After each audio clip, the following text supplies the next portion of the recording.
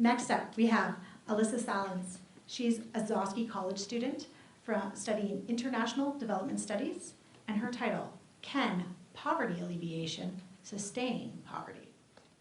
Woo! Thank you. In Ghana, 23% of the population lives in extreme poverty. And to combat this, one of the things that the government is doing is they have put in place the Livelihood Empowerment Against Poverty, or LEAP program.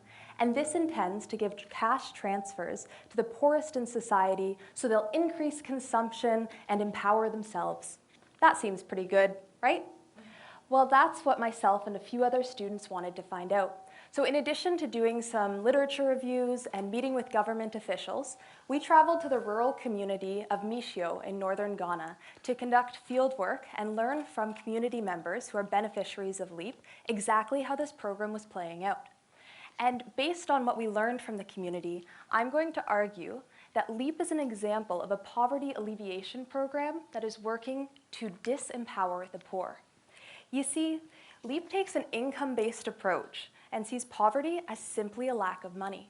But poverty is so much more multidimensional than this. At its root, poverty is caused by powerlessness, and LEAP completely overlooks this when focusing solely on monetary gains.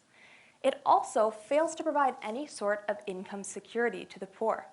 On the left there, you'll see the maximum amount that a household of 6 beneficiaries can receive from LEAP, which is the equivalent of 152 Canadian dollars per year.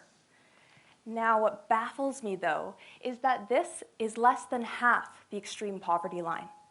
And when you become dependent on these finite amount of funds for things like education, medication, and school supplies, and food, of course, if all of a sudden you can't access these funds because, say, you've hurt yourself and you can't travel to the pickup location, then you're in a worse off position than you were to begin with. So in effect, what LEAP is doing is it is sustaining the poor below the poverty line, and this does not allow them to live in dignity or rise from their poverty. So what can be done about this?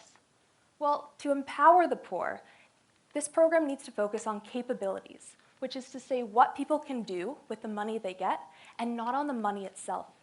And part of this is consistently partnering pro-poor policies with other programs like social safety nets. The Ghana School Feeding Program, in this case, was an example, to make sure that they can use the money they have in the best interest that they can. So the next time you think about poverty reduction and empowerment initiatives, consider if this empowerment is simply sustaining poverty. Thank you.